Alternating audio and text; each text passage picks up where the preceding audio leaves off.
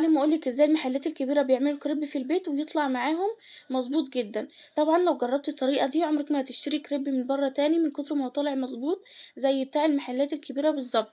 طعمه لذيذ جدًا، لمّا تجرّبيه هيعجبِك إن شاء الله.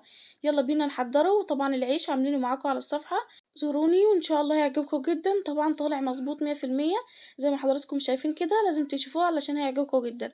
وتعالَ أول حاجة نحضّرها هي الفراخ. هنجيب طاسة على النار هانزل فيها بشوية حلوين من الزيت.